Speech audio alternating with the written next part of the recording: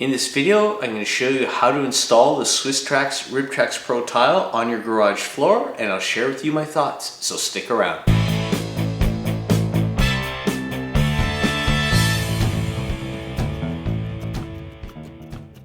Hey, welcome to Cheaper Jeeper TV. I'm Dino, your host. Glad to see you here. Now, some people might not want to cover the floor in their garage, and that's totally okay. A nice concrete floor is perfectly suitable for a garage. You're doing a lot of work, there's tools that are going to be dropped. If you're doing any welding, you're going to have some hot bits landing on the floor. So for people who are doing a lot of mechanical work, it may not make a lot of sense to them. But if you're not doing so intensive type of work in your garage and you want to clean it up a little bit, or perhaps the condition of the floor is really unsightly, maybe there's a lot of paint, a lot of oil stains, maybe the concrete's cracking up and spalling all over the place and you want to do something. Well, there are a few options. For example, if you go to the box stores, you can get a DIY product that allows you to paint the floor, put epoxy coating on the floor, you could sprinkle some flakes to make it look professional, or you could have it professionally done where they will come in and sand the surface of your garage floor and apply an epoxy coating, including a clear coat, and all those methods cost a fair amount of money.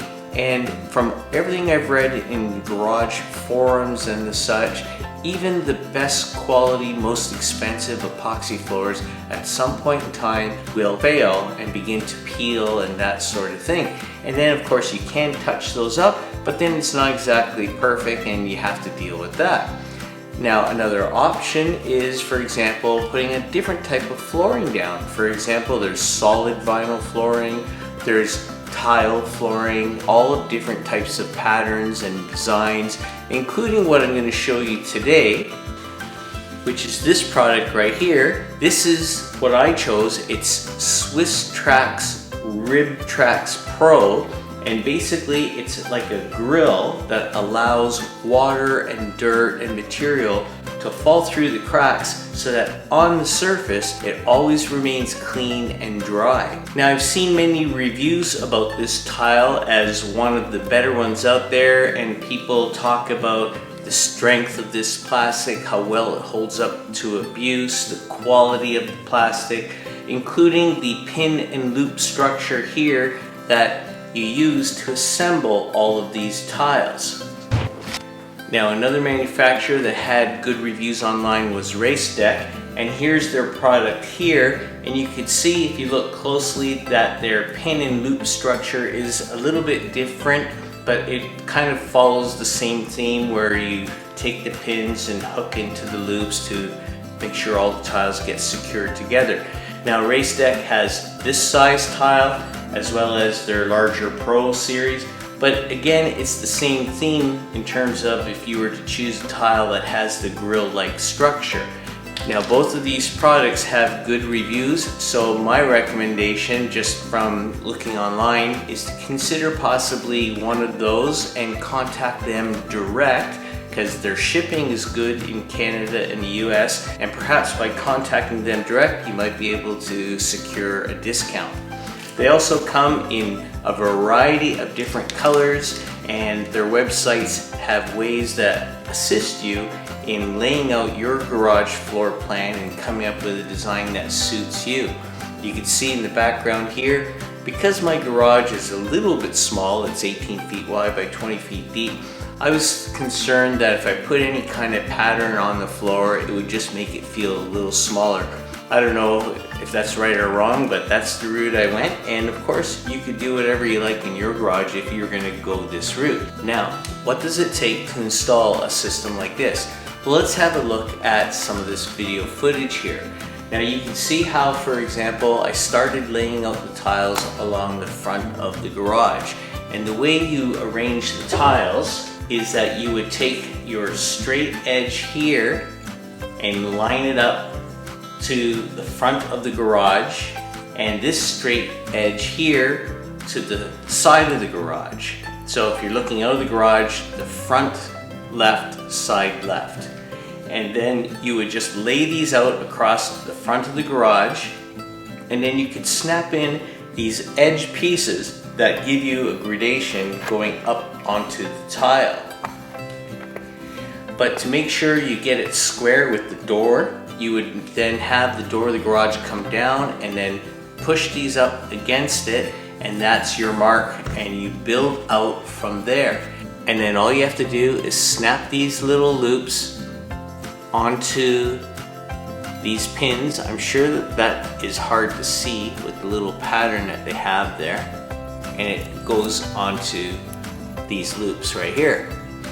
Now, I've seen online people do it and they use rubber mallets and the such, but from my experience, it's just a matter of lining them up and pressing down.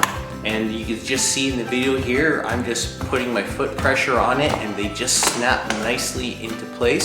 And I can vouch, after having had this installed for a while, that it doesn't come loose or anything, but it does come apart easily if you wanted to take apart sections to clean underneath once a year or something like that. Or if you didn't want to do that, you could use a shop vac if there was something unsightly that you wanted to vacuum up. The surface just wipes clean, and I have walked on these in bare feet and you could feel those ridges, but it isn't painful or anything like that.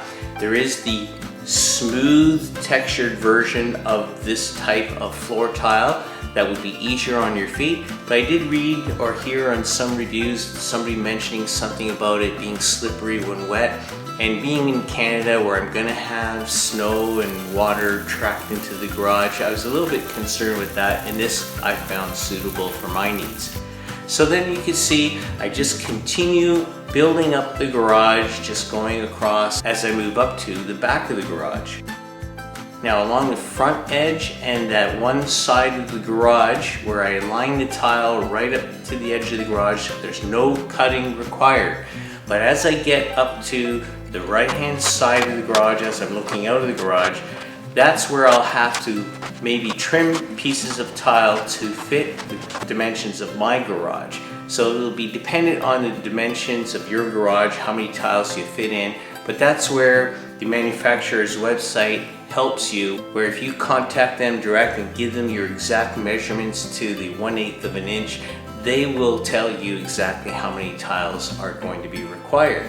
Anyway, as you build up the side of the garage, you'll see you're going to have to cut tiles to fit. Now, I cut all my tiles just using a table saw. It was so easy to do, and I would just fit all the tiles up this side here and then along the back as well. And wherever I needed to do some exact precision cuts, believe it or not, I use an X-Acto knife. Now, you would think, well, how strong can this product be if you could cut through it with an X-Acto knife?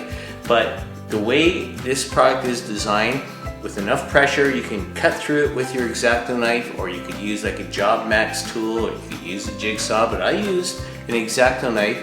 But it is a very strong product. In fact, when I checked about what kind of weight I could put on the tiles, because I have my storage cabinets I can have tools in, I did get an email from Swisstrax where they told me that their tiles can support a weight of 4,000 pounds per square inch. So I think I'm safe there. But it is still interesting how an X-Acto knife can be used to cut these, and you could see in the footage on the screen there where I had to make precision cuts. I was easily able to make it and do the finishing final touches for the installation. And now that it's all done, you can see I've got a nicely lined floor in the garage. Compared to what I had for a floor before, this is much nicer looking, and we do intend to use this to park the Jeep and the other car, and also I plan to use it, as you can see, as my Cheaper Jeeper TV studio, especially as winter comes. I've made lots of videos for the last few years, and I've been making them outside, including some maintenance items. And having a garage now is going to be nice to do those things, as well as some other product reviews and things like that from the comfort of the Cheaper Jeeper TV studio. So if you have any questions about this product, please feel free to put them in the comments section below. I'll be happy to answer them or direct you to any sources where I got my information. And please let me know what you think. If you think this is a nice looking product or whatever, I think it seems very durable and hardy, and A nice quality product that makes the garage feel much more comfortable and probably a nicer environment, and I'm likely to use it more. And for those of you that are interested in the storage cabinet in the back, I will have a video on that coming up, so make sure if you're not subscribed that you hit the subscribe button and the alert bell so you'll be notified when videos like that come out.